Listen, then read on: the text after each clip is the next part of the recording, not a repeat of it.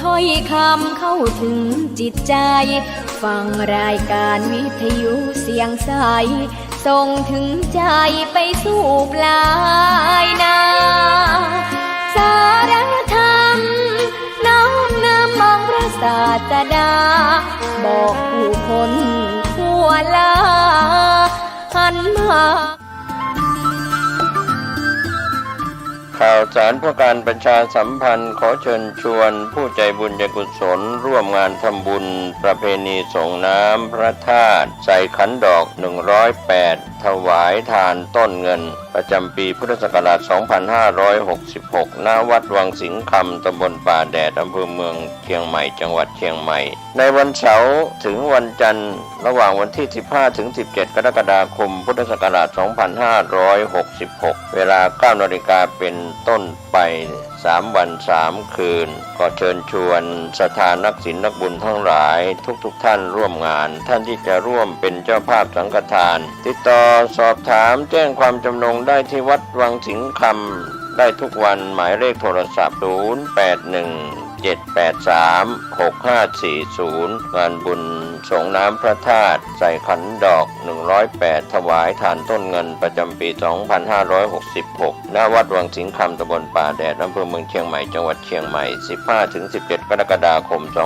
2566เชิญท่านร่วมงานร่วมบุญโดยพร้อมเพรียงกัน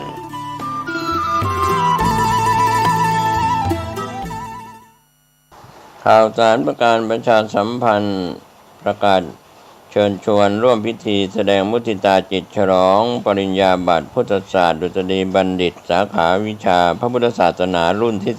18/10 กับพระครูประหลัดกิติพงศ์กิติโสพโนด็อกเตอร์เลขานุการเจ้าคณะตำบลสันทรายน้อยถึงตำบลสันพเนตรผู้ช่วยเจ้าอาวาสวัดสันขยอมตำบลสันทรายน้อยอำเภอสันทรายจังหวัดเชียงใหม่จัดงานมุทิตาวันเสาร์ที่19และวันอาทิตย์ที่20สิงหาคม2566ก็เชิญชวนศรัทธาสาธุชนศิษยานุศิษย์ร่วมมุทิตาจิตร่วมเป็นเจ้าภาพสังฆทานเป็นเจ้าภาพโรงทานก็ติดต่อสอบถามรายละเอียดเพื่อร่วมทำบุญได้ที่0962629694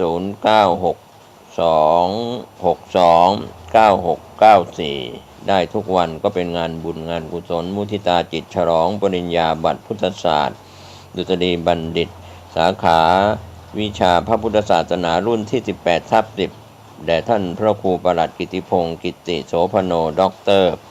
เลขานุการเจ้าคณะตำบลสันทรายน้อยถึงสันพเนตรผู้ช่วยเจ้าวาดวัดสันขยอมตำบลสันทรายน้อยอำเภอสันทรายจังหวัดเชียงใหม่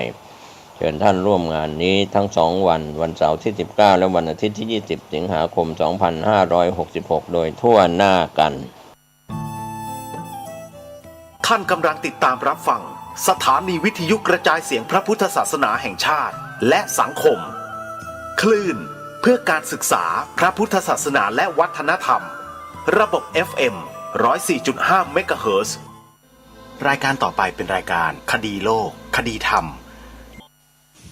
เป็นศาสนาสำหรับชาติเราศาสนาในสมัยนี้เป็นของที่แยกจากชาติไม่ได้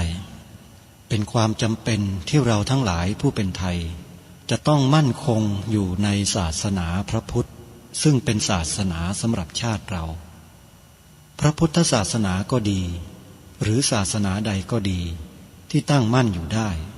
ก็ด้วยความมั่นคงของผู้เลื่อมใสตั้งใจที่จะรักษาและข้าพเจ้าพูดทั้งนี้ก็เพื่อชักชวนท่านทั้งหลายอย่างเป็นเพื่อนไทยและเพื่อนพุทธศาสนิกชนด้วยกันทั้งนั้นเพื่อความมั่นคงแห่งพระพุทธศาสนาข้าพเจ้ารู้สึกว่าได้ทำหน้าที่สมควรแก่อุปถัมภ์พระพุทธศาสนาเราจะตั้งใจรักษาศาสนาของเราด้วยชีวิตและถ้าท่านตั้งใจจะช่วยข้าพเจ้าในกิจอันใหญ่นี้แล้วก็จะเป็นที่พอใจข้าพเจ้าเป็นอันมากเพราะฉะนั้นเป็นหน้าที่ของเราทั้งหลายที่จะช่วยกันบำรุงรักษาพระพุทธศาสนาอย่าให้เสื่อมสูญไปการที่จะบำรุงพระพุทธศาสนาเราต้องรู้สึกก่อนว่าหลักของพระพุทธศาสนาคืออะไรเราจะถือว่าเราเป็นไทยด้วยกันหมดเราจะต้องรักษาความเป็นไทยของเราให้ยั่งยืน เราจะต้องรักษาพระพุทธศาสนาให้ถาวรวัฒนาการอย่างที่เป็นมาแล้วหลายชั่วโคตรของเราทั้งหลายพระบรมราโชวาทของพระบาทสมเด็จพระมงกุฎเกล้าเจ้าอยู่หัวรัชกาลที่ 6พระบรมราโชวาทก็ดีพระราชนิพนธ์ก็ดีหรือพระบรมราชโองการของพระมหากษัตริย์ถือเป็นบทบัญญัติแห่งกฎหมายทั้งหมดทั้งสิ้นการบัญญัติให้พระพุทธศาสนาเป็นศาสนาประจำชาติไทยไว้ในรัฐธรรมนูญจึงเป็นสิ่งที่ถูกต้องทั้งกฎหมายและทางโบราณราชประเพณีการบัญญัติให้พระพุทธศาสนาเป็นศาสนาประจำชาติไทยไว้ในรัฐธรรมนูญย่อมเป็นหลักค้ำประกันให้กับประชาชนคนไทยว่าตนได้ปฏิบัติตามกฎหมายอย่างแท้จริงการบัญญัติให้พระพุทธศาสนาเป็นศาสนาประจำชาติไทยไว้ในรัฐธรรมนูญมิได้เป็นการลิดรอนสิทธิเสรีภาพของผู้ใดแต่เป็นการยืนยันความจริงตามกฎหมายและประวัติศาสตร์ชาติไทยการบัญญัติให้พระพุทธศาสนาเป็นศาสนาประจำชาติไทยไว้ในรัฐธรรมนูญจะทำให้พระพุทธศาสนาได้รับการอุปถัมภ์และคุ้มครองจากรัฐดุจเดียวกันกับที่องค์พระมหากษัตริย์ทรงกระทำมาการบัญญัติให้พระพุทธศาสนาเป็นศาสนาประจำชาติไทยไว้ในรัฐธรรมนูญจะป้องกันพระพุทธศาสนา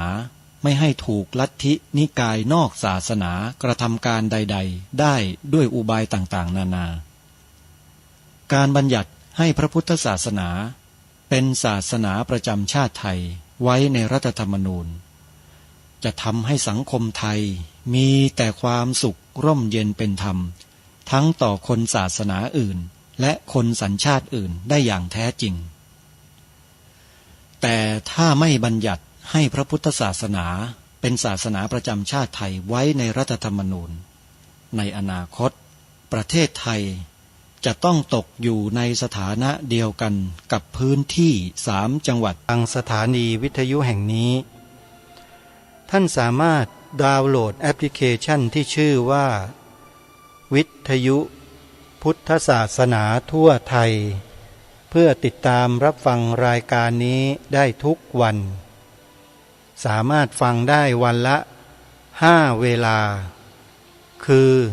9 โมงเช้าทางสถานีวิทยุวัดหนองกาย10 นาฬิกาทางสถานีวิทยุวัดป่าจริยธรรม11 นาฬิกาทางสถานีวิทยุวัดฝายหิน13 นาฬิกาทางสถานีวิทยุวัดบ้านปลาคูนและเวลาตี 1ทางสถานีวิทยุวัดฝายหินและยังสามารถรับฟังทางสถานีวิทยุภาคปกติและทางออนไลน์ได้สถานีวิทยุวัดอารามมงคลทางออนไลน์วิทยุออนไลน์วัดอารามมงคลในเวลา 9 นาฬิกาและทางสถานีวิทยุวัดสามชุกอำเภอสามชุกจังหวัดสุพรรณบุรีฟังในเวลา 9 นาฬิกา1 ช่วงและเวลา 20 นาฬิกาอีก1 ช่วงนี่คือช่องทางทางสถานีวิทยุที่สามารถรับฟังได้นอกจากนั้นท่านยังสามารถเข้าไปฟังในเพจคดีโลกคดีธรรมได้อีกด้วยเป็นการฟังย้อนหลังเพจคดีโลกคดีธรรมท่านสามารถเข้าเฟซบุ๊กแล้วพิมพ์ชื่อคดีโลกคดีธรรมเพื่อติดตามรับฟังย้อนหลังได้ตลอดจนถึงฟังรายการสดทาง YouTube ที่ช่องวัดฝายหินของทุกๆวันในเวลา 11 นาฬิกาได้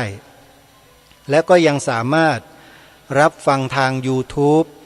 ย้อนหลังกลับไปได้อีกเป็นจำนวนมากนี่คือช่องทางโลกโซเชียลเน็ตเวิร์กที่ครูบาอาจารย์ท่านได้เมตตา จัดทำคลิปคดีโลกคดีธรรมเอาไว้ให้ขอกราบขอบพระคุณท่านพระครูสมุวิสุวัตวรกิจโจเจ้าอาวาสวัดฝายหิน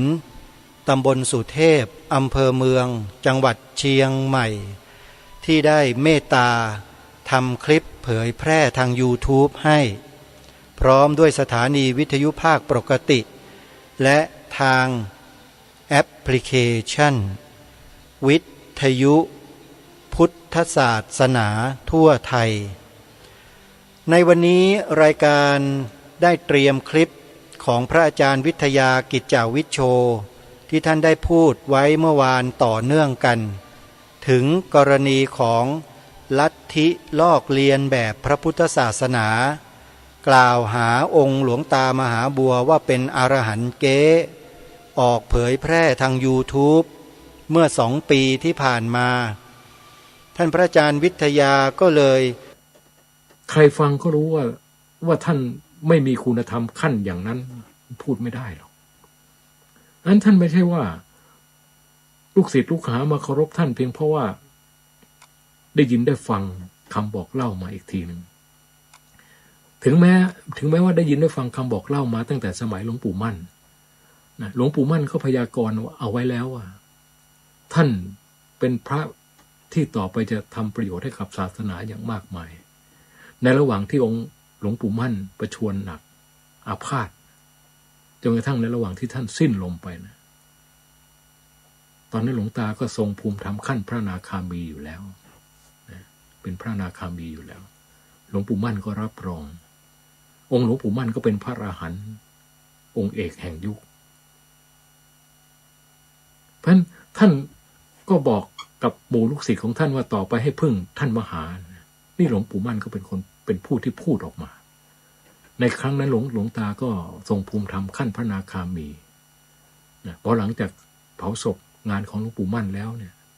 องค์ท่านก็ไปภาวนาอยู่ตามลำพังนะจนกระทั่งผ่านอวิชชาไปได้ที่วัดดอยธรรมเจดีย์ท่านก็พูดอธิบายไว้อย่างละเอียดยิบเลยไม่ว่าจะเป็นขั้นพระโสดาบันที่ท่านอุปมาเหมือนกับว่าปีนขึ้นไปแล้วมันก็ตกลงมาปีนขึ้นไปแล้วก็ตกลงมาพอถึงจุดหนึ่งมันเกาะติดปั๊บไม่ตกนี่เพราะฉะนั้นขั้นที่มันจะไม่เสื่อมนี่ก็เบื้องต้นก็คือขั้นพระโสดาบันจนกระทั่งถึงขั้นพระสกิทาคามีก็สูงสติปัญญาก็สูงกว่าพระโสดาบันขึ้นมาระดับหนึ่งพระอนาคามีก็สามารถตัดราคะโทสะให้ขาดจากใจได้หลวงตาก็เทศเอาไว้ชัดเจนเลยนะขั้นพิจารณาอสุภะพิจารณาอสุภะยังไงมันถึงปล่อยวางอสุภะทำลายอสุภะได้จากนั้นยังไม่วางใจนะยังต้องมากำหนดรูปสวยๆงามๆเพื่อทดสอบจิตอีกจนกระทั่งมองเห็นว่าจิตมันยังยุบยับอยู่จากการปรุงรูปสวยๆงามๆนะจนกระทั่งสามารถทำลายความปรุงแต่งของจิตในรูปในแง่ของความสวยความงามขาดสะบั้นจากใจได้นั่นน่ะท่านก็บรรลุพระอนาคามีผลเรียกว่าสอบผ่าน 50% นี่หลวงตาอธิบายไว้ละเอียดละออคุณลองไปเปิดฟังดูมั่งสิเทศอย่างนี้นะจนกระทั่งถึงขั้นอวิชชาท่านได้ธรรมะผุดขึ้นว่ามีจุดมีต่อมแห่งผู้รู้อยู่ที่ไหนที่นั่นเป็นตัวพบจนกระทั่งมหาสีมหาปัญญาที่ท่านกำลังยกย่องว่าเกรียงไกรอยู่นั้นจึงได้เฉลียวใจกลับเข้ามาย้อนเข้ามาดูจิตของตัวเองจึงได้เห็นความทุกข์อันละเอียดความสุขอันละเอียดความผ่องใสเดี๋ยวเศร้าหมองลึกๆอยู่ภายในจิตจนสุดท้ายว่าธรรมะก็ผุดขึ้นสอนอีกหลังจากที่ท่านพิจารณาอยู่ว่าจิตดวงเดียวนี้ทำไมมันเป็นได้หลายอย่างจังถ้าว่ามันบริสุทธิ์แล้วทำไมมันยังมีความปรากฏเหมือนกับเดี๋ยวผ่องใสเดี๋ยวเศร้าหมองเดี๋ยวสุขเดี๋ยวทุกข์ละเอียดให้จับได้อยู่นี่ก็เลยเป็นเหตุทำให้มหาสติมหาปัญญาเนี่ยที่มันเคยพิจารณาอยู่แต่ภายนอกเนี่ยย้อนเข้ามาหาดูจิตพลังของมหาสติมหาปัญญามันแรงมากจนกระทั่งสามารถพอย้อนกลับเข้ามาดูที่จิตเท่านั้นแหละจิตมันก็ แตกกระจัดกระจายขึ้นทันทีนิพพานคือธรรมะอันบริสุทธิ์หรือธรรมธาตุอันบริสุทธิ์คือจึงปรากฏขึ้นนี่เรียกว่าหลวงตาท่านพูดเอาไว้ชัดเจนหมดแล้วถ้าผู้ปฏิบัติที่มีปัญญาพอที่จะรับฟังได้เนี่ยไม่มีใครสงสัยหรอกว่าท่านจะเป็นพระอรหันต์เก๋อย่างที่พวกคุณพูดกันนะพระอรหันต์ของจริงของแท้100%ล้านเปอร์เซ็นต์ก็คือหลวงตาพระมหาบัวญาณสัมปันโนนี่แหละแต่พวกคุณไปอยู่ที่ไหนมันน่าเสียดายที่เกิดมาชาติหนึ่งแล้วได้พบพระอรหันต์แทนที่จะได้ประโยชน์จากท่านกลับเอาทิฏฐิของตัวเองที่มันผิดเพี้ยนไปเพ่งโทษท่านไปกล่าวหาว่าท่านเป็นพระอรหันต์เกแล้วมันได้อะไรไปกล่าวหาท่านแล้วมันได้อะไรแล้วคิดหรือว่าคนเขาจะมาเชื่อคุณนะคนมีปัญญาไม่มีใครเขาเชื่อคุณหรอกคุณลองชั่งน้ำหนักตัวคุณเองคุณมีความดีอะไรพอที่จะให้คนเขาเชื่อถือได้บ้างแล้วคุณธรรมที่คุณบอกว่าคุณเป็นพระอรหันต์จริงเนี่ยมันเอาอะไรเป็นเครื่องพิสูจน์เอาการไม่กินหมากเอาการไม่สูบบุหรี่ว่าเป็นเครื่องพิสูจน์เหรอมีความเพียรอะไรบ้างน่าที่จะมาพูดให้เขาฟังบ้างนะเขาจะได้วินิจฉัยได้ท่านทำความเพียรมาเด็ดเดี่ยวขนาดไหนหลวงตาท่านกว่าที่จะชำระจิตให้หมดจดได้เนี่ยท่านก็ยังบอกว่าตัวท่านเองเนี่ยเป็นปฏิปทาแบบทรหดนะทรหดเดนตายทั้งนั้นเลยเอาตายเข้าว่าถึงจะไปสู่เจ้าจุดหมายได้คือพระนิพพานท่านยังต้องนั่งสู้กับเวทนาตลอดรุ่ง7 ครั้ง 8 ครั้งนั่งจนก้นแตกก้นพองจนขนาดว่านั่งฉันจังหันนั่งฉันข้าวนั่งขัดสมาธิไม่ได้ต้องได้นั่งพับเพียบเพราะอะไรเพราะว่าถ้านั่งขัดสมาธิเนี่ยน้ำหนักตัวมันกดลงทั้งสองข้างมันเจ็บต้องนั่งพับเพียบเพื่อให้มันเจ็บข้างหนึ่งแล้วก็ขยับไปเป็นอีกข้างหนึ่งสลับสับเปลี่ยนกันไป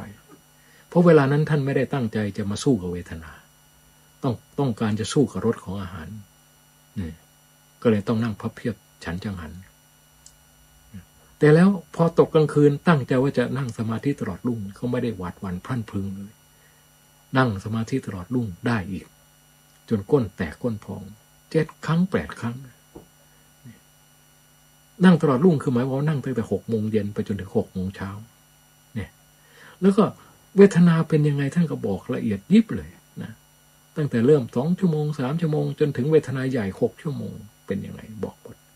แล้วจิตท่านพิจารณาเวทนาแบบไหนแยกขันธ์แยกจิตออกจากกันยังไงแยกทุกกายทุกใจออกจากกันแยกสังขารความปรุงแต่งของจิตออกจากกันให้เหลือแต่จิตผู้รู้อย่างเดียวจนกระทั่งท่านก็ยังบอกอีกว่าผลของการพิจารณามันก็เป็นได้2 อย่างคือ1จิตรวมลงเหลือสักแต่ว่ารู้เวทนาดับหมดร่างกายไม่มีในความรู้สึกเหลือแต่จิตผู้รู้อย่างเดียวเป็นผู้รู้ที่ละเอียดละออสักแต่ว่ารู้อยู่ไม่เป็น2กับอะไรเลย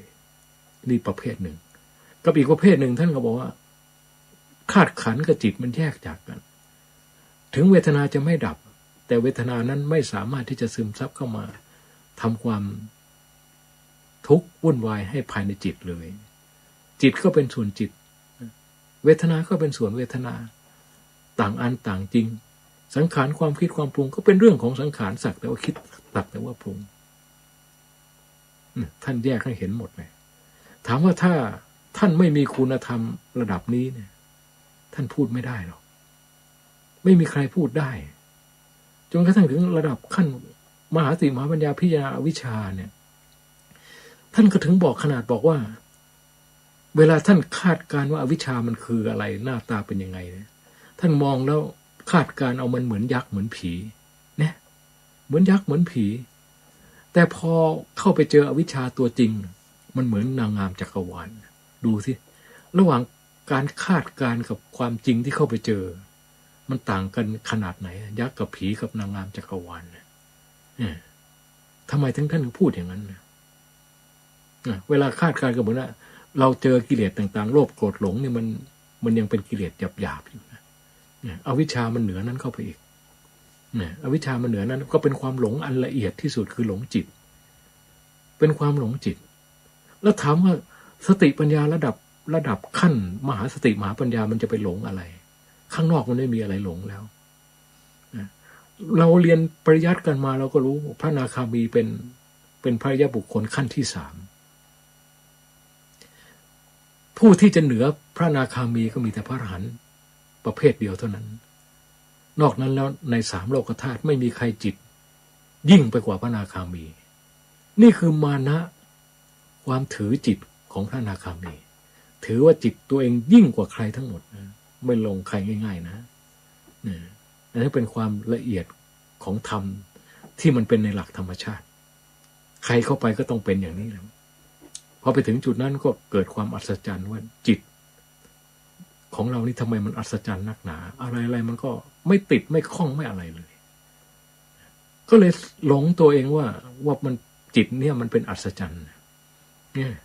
พอมหาสติมหาปัญญามันไม่มีที่ไปมันไม่รู้จะไปฆ่าอะไรแล้วทุกอย่างมันฆ่ามาหมดนะมันเหลือแต่ไอ้ความหลงจิตอันนี้อันเดียวสุดท้ายมันก็อยู่กับอันนี้มันก็ถึงได้เห็นความรุ่มๆดอนๆของจิตที่มันยังเป็นมีกิเลสอยู่ก็คืออวิชชาที่แท้จริงก็คือไอ้ตัวของไอ้มหาสติมหาปัญญานี่แหละที่มันติดแนบอยู่กับจิตแยกกันไม่ออกฉะนั้นเบื้องต้นพอพิจารณาอวิชชาเข้าไปเนี่ยในความคาดหมายเนี่ยก็เหมือนกับเห็นอวิชชาต้องเป็นมารร้ายที่น่าเกลียดน่ากลัว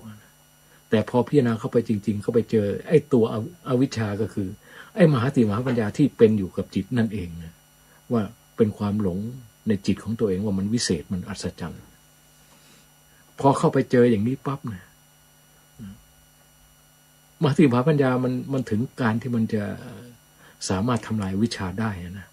มันก็ถึงสามารถทำลายวิชาได้โดยหลักธรรมชาติของมันนะระดับพระอนาคามีเนี่ยคือไม่ต้องมีใครมาบอกมาสอนมันเป็นหลักธรรมชาติถึงเวลาแล้วมันก็ทำลายวิชาเข้าถึงนิพพานได้เองอยู่แล้วนี่มันต้องถึงเวลาหรือไม่ก็ต้องเร่งความเพียรถูกจุดท่านถึงบอกว่าเวลานั้นถ้าหลวงปู่มั่นยังอยู่เนี่ยชี้บอกท่านคำเดียวว่าไอ้จุดผู้รู้นั่นแหละก็คือตัวอวิชชานะพูดบอกท่านทันทีเท่านั้นเองอวิชชาก็แตกกระจายทันทีแต่เพราะความที่ไม่มีครูบาอาจารย์มาบอกมาสอนท่านต้องงมอยู่กับอวิชชาอยู่ถึง8 เดือนแล้วก็ถึงมารู้ได้เองว่าถ้ามีจุดมีต่อมผู้รู้อยู่ที่ใดที่นั่นเป็นตัวพบทำผุดขึ้นบอกในจิตของท่านแล้วก็สุดท้ายก็มาสำเร็จได้ด้วยธรรมบทที่ว่าสัพเพธรรมานัตตาธรรมทั้งหลายทั้งปวงไม่ควรยึดมั่นถือมั่นก็คือจิตดวงนั้นไม่ควรไปยึดมั่นถือมั่น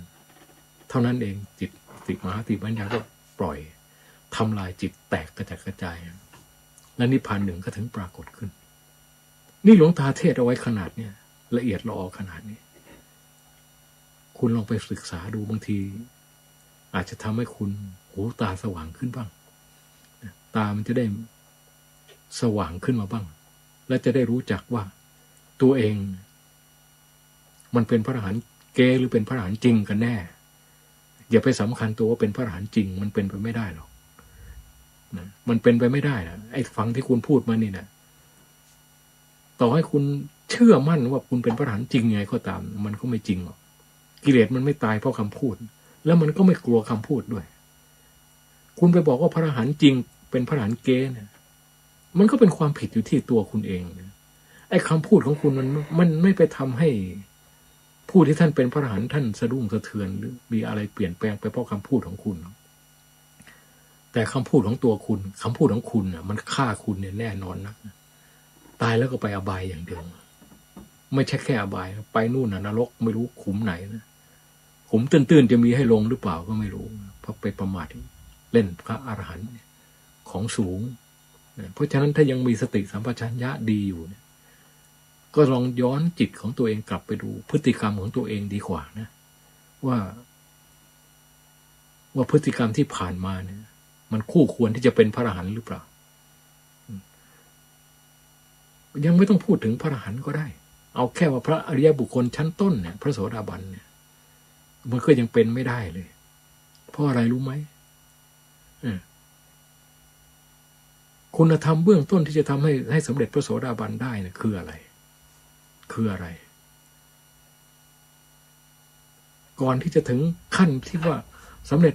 พระโสดาบันได้เนี่ยเบื้องต้นเนี่ยไม่ว่าใครก็ตามปฏิบัติธรรมนะมันต้องเข้าถึงพระไตรสรณคมให้ได้ซะก่อนเข้าถึงพระไตรสรณคมให้ได้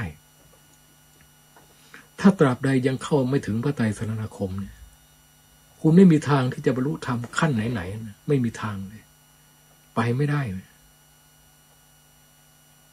เข้าถึงพระไตรสรณคมนี่ก็คือสังโยชน์ข้อที่สองนั่นเองคุณจะสามารถดับสังโยชน์ข้อที่สองได้ที่ว่าความลังเลสงสัยในพระพุทธพระธรรมพระสงฆ์ถ้าคุณเข้าไม่ถึงพระไตรสรณคมคุณดับอันนี้ไม่ได้หรอกเพราะฉะนั้นผู้ที่จะบรรลุอริยธรรมได้ในใจของท่านน่ะไม่มีช่องว่างให้อะไรเข้าไปแทรกได้มีแต่พระพุทธพระธรรมพระสงฆ์เท่านั้นแม้ตายเพื่อนก็ยอมถวายชีวิตเพื่อพระพุทธพระธรรมพระสงฆ์ไม่มีลังเลสงสัยมันถึงจะปรากฏขึ้นไม่ลังเลสงสัยอันเบื้องต้นมันต้องเข้าถึงพระไตรสรณคมก่อนนักปราชญ์โบราณอาจารย์ทั้งหลายเวลาเราจะทำบุญกุศลอะไรเนี่ยท่านก็พาให้เราสมาทานศีลต้องขอศีลก่อนมยังพันเตติสรเนนะสหปัญจศีลานิยาจามะแล้วก่อนที่พระจะให้ศีลก็ต้องให้พระไตรสรณคมก่อนนะพุทธังสนังคัจฉามิธัมมังสนังคัจฉามิสังฆังสนังคัจฉามิข้าพเจ้าขอถึงพระพุทธพระธรรมพระสงฆ์เป็นสรณะที่พึ่งที่เคารพนับถือของข้าพเจ้านี่ให้เข้าถึงด้วยวาจาก่อนจากนั้นก็เป็นหน้าที่ที่ท่านทั้งหลายจะต้องทำเองคือทำยังไงถึงจะให้ใจมันสีโลราบในพระพุทธพระธรรมพระสงฆ์ให้ได้นะพระพุทธเจ้าคืออะไรนะพระพุทธเจ้าองค์จริงท่านก็นิพพานไปแล้วแต่ยังดำรงอยู่ด้วยอะไรด้วยพระคุณทั้งหลายพระคุณของพระพุทธเจ้าพุทธคุณมี9อย่างในบทอิติปิโสที่เราสวดกันนะอรหังสัมมาสัมพุทโธวิชชาจรณะสัมปันโนมี9อย่างย่อลงมาเหลือ3อย่างคือพระปัญญาคุณพระบริสุทธิคุณพระมหากรุณาคุณเราก็ต้องมีความศรัทธาเคารพในคุณของพระพุทธเจ้าว่าท่านเป็นผู้ที่มีปัญญาอันเลิศล้ำมีความบริสุทธิ์มีความกรุณาเอ็นดูต่อหมู่สัตว์ทั้งหลายจึงทรงแสดงธรรมสั่งสอนเราก็ถึงพระพุทธเจ้าเป็นสรณะที่พึ่งเพราะว่าท่านมีพระคุณอันประเสริฐนั่นเองจากนั้นเราก็ถึงพระธรรมพระธรรมก็คือคำสั่งสอนที่พระพุทธเจ้าทรงแสดงไว้ที่เรียกว่าปริยัตินั่นแหละถ้าว่าเราไม่เคารพนับถือพระพุทธเจ้าแล้วเราจะไปเชื่อถือพระธรรมไหมเราก็ไม่เชื่อพอเราเคารพนับถือพระพุทธเจ้าเราก็เคารพพระธรรมไปด้วยเพราะมันเกี่ยวเนื่องถึงกันในพระธรรมท่านก็ยังบอกอยู่ว่าประกาศข้อปฏิบัติคือศีลสมาธิปัญญาศีลสมาธิปัญญาคือข้อปฏิบัติปริยัติปฏิบัติก็คือศีลสมาธิปัญญาเป็นหน้าที่ที่พวกเราจะต้องเดินตามให้ตรงแนวผิดพลาดคลาดเคลื่อนไม่ได้จากนั้นจึงเป็นปฏิเวทนี่ไม่ต้องทำทำศีลสมาธิปัญญาให้มันเต็มเปี่ยมแล้วปฏิเวทมันปรากฏขึ้นเองนะปฏิเวทก็คือเราทำความเพียรในศีลสมาธิปัญญาจนกระทั่งมันได้บรรลุถึงความบริสุทธิ์คือมรรคผลนิพพานอันใดอันหนึ่งไม่ว่าจะเป็นสามารถกำจัดกิเลสได้โดยบางส่วนหรือโดยสิ้นเชิงถ้าโดยบางส่วนก็นับตั้งแต่พระโสดาบันเป็นต้นไปถ้าโดยสิ้นเชิงก็คือเป็นพระอรหันต์อย่างเดียวนี่คือปฏิเวทที่ผู้ปฏิบัติจะพึงรู้เองเห็นเองด้วยสันทิฏฐิโกเพราะฉะนั้นการที่บอกว่าการเข้าถึงพระไตรสรณคมเนี่ยจึงเป็นสิ่งที่มีความสำคัญอย่างมากที่สุดในการปฏิบัติเพราะถ้าว่าคุณยังมีสิ่งอื่นๆสอดแทรกอยู่ในหัวใจ นอกไปจากพระพุทธพระธรรมพระสงฆ์ก็เหมือนกับคุณก็ปิดกั้นมรรคผลนิพพานของตัวเองคุณไม่มีทางที่จะตัดสังโยชน์3ขาดสะบั้นก็คือไม่มีทางที่จะได้บรรลุพระโสดาบันเลยเป็นไปไม่ได้เลยอย่างที่เคยมีพระในอดีตเนี่ยที่ถูกคณะสงฆ์ไทยขับไล่ออกมาไม่รับเข้าหมู่เข้าพวกไอ้พระประเภทนั้นเขาก็เคยพูดว่าพระโพธิสัตว์ก็สามารถที่จะบรรลุอรหันต์ได้นะพระโพธิสัตว์สามารถที่จะบรรลุอรหันต์ได้ก็จริงบรรลุอรหันต์ได้แต่เฉพาะในชาติที่จะมาตรัสรู้เป็นพระพุทธเจ้าเท่านั้นส่วนในชาติอื่นๆบรรลุอรหันต์ไม่ได้บรรลุได้ชาติเดียวคือชาติที่จะมาสำเร็จเป็นพระพุทธเจ้าเท่านั้นแหละไม่ใช่ว่าพระโพธิสัตว์ก็สำเร็จอรหันต์ได้แล้วก็พระอรหันต์ก็ยังจะกลับมาเกิดได้อีกมีบางคนเคยพูดถึงขนาดที่เรียกว่าตัวเองเป็นอดีตชาติเป็นพระสารีบุตรกลับชาติมาเกิดนี่มันเป็นเรื่องที่เกิดขึ้นนานแล้วนะก็มีผู้ที่พูดอย่างนี้ว่าตัวเองเป็นพระอรหันต์เป็นพระสารีบุตรกลับชาติมาเกิดจนกระทั่งคณะสงฆ์ไทยรับไม่ได้เพราะมันทำอุตริอวดอุตริมนุสธรรมแล้วก็พูดดัดแปลงพระธรรมวินัยให้ผิดเพี้ยนไปจากที่พระพุทธเจ้าทรงตรัสเอาไว้คือไอ้นี่มันแสดงให้เห็นถึงว่ามันเคารพพระพุทธเจ้าไม่จริงถ้าเคารพจริงนี่ไม่มีใครกล้าไปฝ่าฝืนพระธรรมวินัยที่พระองค์ทรงตรัสเอาไว้ดีแล้วท่านตรัสไว้ยังไงมีแต่จะทำอย่างนั้นพระวินัยคือคำสั่งพระธรรมคือคำสอนพระวินัยก็คือท่านสั่งไว้ยังไงก็ต้องทำตามนั้นผู้ที่ปฏิบัติเพื่อมุ่งหวังมรรคผลนิพพานไม่มีองค์ไหนหรอกที่จะพยายามแหกคอกหลุดเล็ดลอดออกนอกกรอบพระวินัยไม่มีนะมีแต่จะคอยดูว่าผู้เจ้าตรัสไว้ยังไงแล้วจะทำให้มันได้เต็ม100%ไม่ให้ผิดไม่เพี้ยนไม่คลาดเคลื่อนไปเลยนี่ผู้ที่จะได้มรรคผลนิพพานมันต้องเป็นอย่างนั้นท่านตรัสไว้ยังไงสั่งไว้ยังไงทำอย่างนั้นธรรมะทุกบททุกบาทท่านพูดท่านสอนไว้ยังไงทำอย่างนั้นไม่มีผิดไม่ให้ผิดพลาดคลาดเคลื่อนแม้ขณะนั้นมันก็ยังมีหลงผิดไปได้อยู่เห็นไหมท่านถึงเปิดทางไว้ให้พระปรงอาบัติได้ส่วนอาบัติหนักอย่างเช่นปาราชิกอย่างนี้ปาราชิก4เนี่ยพระที่ท่านมุ่งปฏิบัติดีปฏิบัติชอบหวังหลุดพ้นเนี่ยไม่มีใครเข้าไปใกล้มันหรอกไม่มีใครเข้าไปใกล้ปาราชิกสังฆาทิเศษเนี่ยที่ท่านมุ่งหวังความหลุดพ้นนะท่านไม่มีโอกาสได้เข้าไปเป็นหรอกแค่ทุกกฎนี่ท่านก็ไม่เป็นแล้วระมัดระวังตัวแจเลยทุกกฎปาจิตตีเนี่ยระมัดระวังตัวแจเลยไม่ยอมเป็นหรอกเพราะท่านมีสติสำรวมระวังอยู่ตลอดเวลาถ้าอาบัติเล็กน้อยไม่เป็นอาบัติหนักมันไม่มีโอกาสหรอกไม่มีสิทธิ์ได้เป็นหรอกถ้ามันจะเป็นอาบัติหนักหมายว่ามันต้องผ่านอาบัติเล็กๆน้อยๆไปก่อนมองข้ามอาบัติเล็กๆน้อยๆมาต่อไปมันก็เป็นอาบัติหนักใหญ่ขึ้นใหญ่ขึ้นใหญ่ขึ้นอันนั้นไม่ใช่วิสัยของพระที่ท่านปฏิบัติเพื่อมุ่งหวังความหลุดพ้นเพราะฉะนั้นพระที่บวชมาในพุทธศาสนามันก็มีหลายหลากจะไปบังคับให้ท่านเห็นเหมือนกันคิดเหมือนกันปฏิบัติเหมือนกันมันก็เป็นไปไม่ได้บุญวาสนาบารมีที่สั่งสมมามันก็ไม่เท่ากันเพราะฉะนั้นคุณบอกว่าคุณเป็นพระอรหันต์จริงคุณไม่สามารถที่จะปล่อยปละให้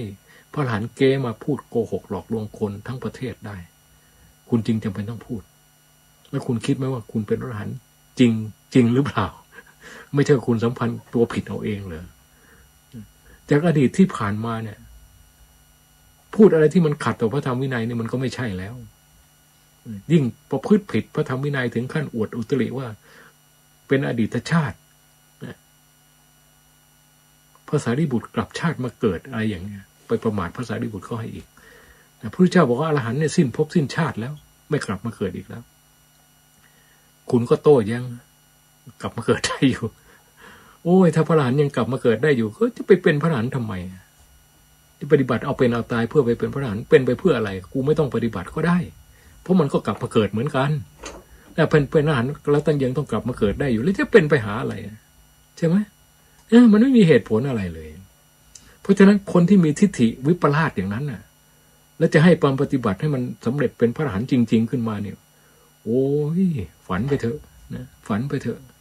แม้กระทั่งฝันยังยากเลยนะ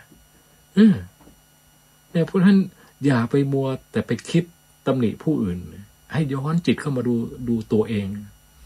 ไหนๆมันก็เกิดมาพบพระพุทธศาสนาแล้วมันไม่ใช่ของที่จะพบง่ายๆก็อย่าทำตัวเป็นโมฆะมนุษย์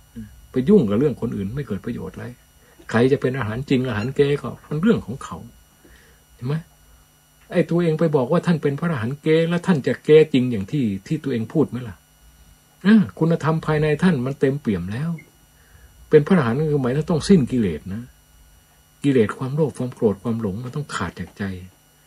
และความหลงระดับอวิชชาด้วยไม่ใช่ความหลงธรรมดา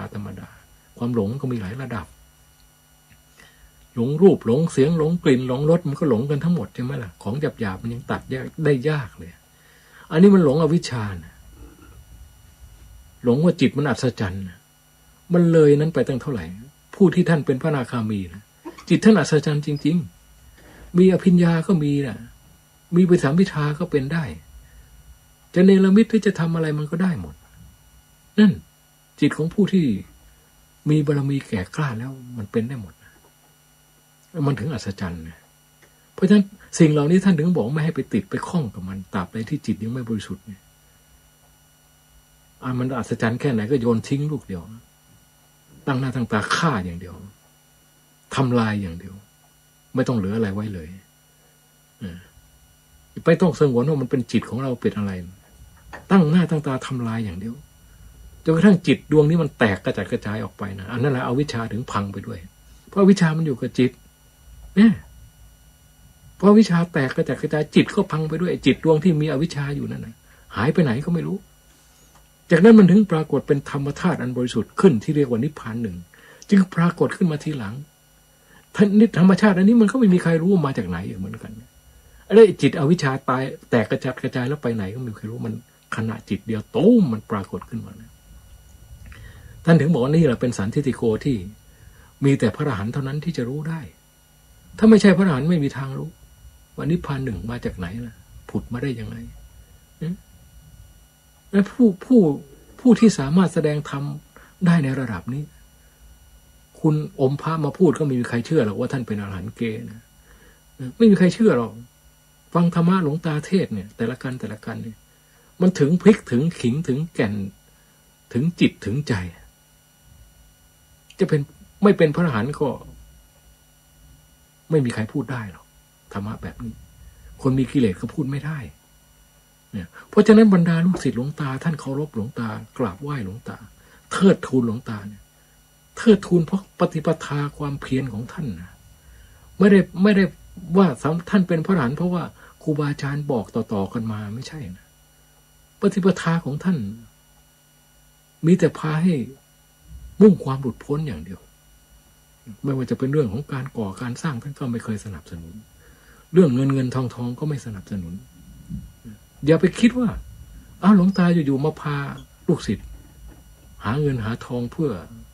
บริจาคเข้าคลังหลวงไอ้นี่ท่านถือว่าเป็นการเสียสละอย่างใหญ่หลวงเลยนะด้วยนิสัยส่วนตัวท่านไม่ได้สนใจที่จะไปพบปะผู้คนอะไรเลยนิสัยท่านส่วนตัวแล้วท่านชอบอยู่สงบเงียบไม่ค่อยอยากจะมาข้องแวะกับใครพระเนรอุปถากท่านก็ไม่ได้ให้เข้าใกล้ชิดมากมายสัดสงน้ำมันก็สงน้ำด้วยองค์ท่านเองนะไม่มีให้พระเนรไปช่วยกันสงน้ำอะไรนี่ไม่มีนะส่วนใหญ่แล้วท่านจะช่วยเหลือตัวเองซะมากให้พระช่วยกับเรื่อง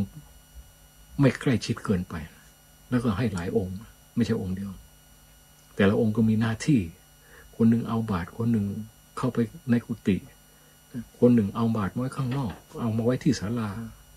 แต่ละคนก็คงมีหน้าที่ไม่เหมือนกันรับผิดชอบกันคนละแผนกแต่ว่าเป็นอุบายที่ท่านใช้สำหรับสอนพระก็ใช่พระองค์ไหนปฏิบัติไม่ดีนะไม่ได้เข้าใกล้นะ แต่ว่าอยู่กับท่านมาเป็น10 ปีก็ตามปฏิบัติไม่ดีนี่ท่านปลดออกง่ายๆล่ะกว่าจะทำความดีให้ท่านเห็นคุณได้เข้าใกล้ท่านได้อีกใช้เวลานานเลยนี่พระอรหันต์ไม่ได้เห็นแก่หน้าคนนั้นเป็นลูกศิษย์ใกล้ชิดเขามีบุญคุณกับเราทำผิดก็หยวนๆไปไม่เป็นไรไม่มีนะทำผิดก็ลงโทษตามสมควรแก่ความผิดหมดเลยเท่าเทียมกันนะครูบาอาจารย์อย่างนี้ไปงมเข็มหาก็หายากอยู่นั้นบรรดาพระที่เข้าไปศึกษาในวัดป่าบ้านตาดเขารู้ดีเขาถึงเคารพถึงขนาดเรียกว่าพ่อแม่ครูอาจารย์ก็มาจากวัดป่าบ้านตาดนี่แหละคำว่าพ่อแม่ครูอาจารย์เนี่ยองค์หลวงตาท่านเรียกหลวงปู่มั่นก่อนก็เรียกพ่อแม่ครูอาจารย์หลวงปู่ลีก็เรียกหลวงตาว่าพ่อแม่ครูอาจารย์พระวัดป่าบ้านตาดก็เรียกตามหลวงปู่ลีเรียกตามที่ท่านเรียกหลวงปู่มั่นก็เรียกพ่อแม่ครูอาจารย์พอลูกศิษย์เรียกหลวงตาเป็นพ่อแม่ครูอาจารย์ก็เรียกหลวงปู่มั่นเป็นพ่อแม่ครูอาจารย์ใหญ่นะก็ถือว่าเป็นการยกย่องแล้วหลวงตาท่านก็ไม่เคยทำอะไรที่จะไปตีเสมอหลวงปู่มั่นไม่มีท่านเคารพจริงๆนั้นครูบาอาจารย์ที่ท่านปฏิบัติดีด้วย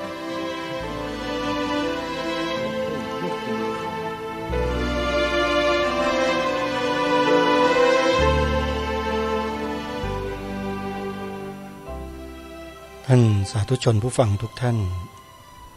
วันพรุ่งนี้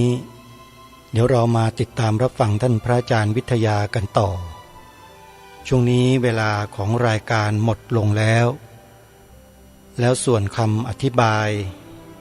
ที่จะขยายความเพิ่มเติมนั้น เราคอยไปฟังกันในช่วงท้ายของคลิปที่จะจบในช่วงสุดท้ายกันเป็นหลักส่วนในแต่ละช่วงของวันนั้นก็จะขอบอกกับท่านผู้ฟังว่าคันธธุระและวิปัสสนาธุระทั้งสองส่วนพระสงฆ์ไทยเราร่วมด้วยช่วยกันขับเคลื่อนมาโดยตลอดทั้งฝ่ายคามวาสีและฝ่ายอรัญญวาสีไม่มีข้อขัดข้องหรือขัดแย้งกันแต่ประการใดไม่แต่ที่เป็นปัญหาอยู่ในสังคมทุกวันนี้มีแต่พวกที่ปลอมเข้ามาเป็นชาวพุทธเรานั่นแหละสอดแทรกทิฏฐิความเห็นของตนเองเข้ามาในคำสอนของพระสัมมาสัมพุทธเจ้าแล้วก็มาทำลายเกียรติยศทำลายชื่อเสียงของพระสงฆ์ทำลายศรัทธาของประชาชนที่มีต่อพระสงฆ์อยู่เนืองนิดเท่านั้นที่เราจะต้องทำความรู้ความเข้าใจให้เท่าทันคนเหล่านี้กันนี่คือเจตนาของรายการที่นำเสนอเนื้อหาสาระในช่วงที่ผ่านมาและในปัจจุบันเดี๋ยวพรุ่งนี้เรามาติดตามรับฟังกันต่อวันนี้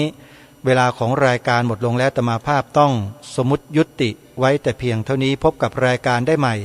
ในวันต่อไปขอความสุขความสวัสดีในธรรมแห่งองค์สมเด็จพระบรมศาสดาสัมมาสัมพุทธเจ้าจงปรากฏเกิดมีขึ้นในจิตใจของท่านผู้ฟังทุกท่านทุกคนเทินขอเจริญพรกล้าคิดก็ต้องกล้าทำอย่ากลัวถ้าทำความดีเป็นศึกษาปัญหาให้ทันท่วงทีเมืองไทยจะพัฒนากว่านี้รายการดีๆคดีโลกคดีธรรมขอรำพันบรรยายความคิดเครื่องหมายแห่งสีทั้งสามงามถนัดขาวคือบริสุทธิ์สีสวัสดิ์หมายพระไตรรัตน์และธรรมะคุ้มจิตไทยแดงคือโลหิตเราใสซึ่งยอมสละได้เพื่อรักษาชาติศาสนา น้ำเงินคือสีโสภาอันจอมประชาพระโปรดเป็นของส่วนองค์จับริ้วเข้าเป็นไตรรงค์ยิ่งเป็นสีธงที่รักแห่งเราชาวไทยทหารอวตารนำไปยงยุทธวิชัยวิชิตก็ชูเกียรติสยาม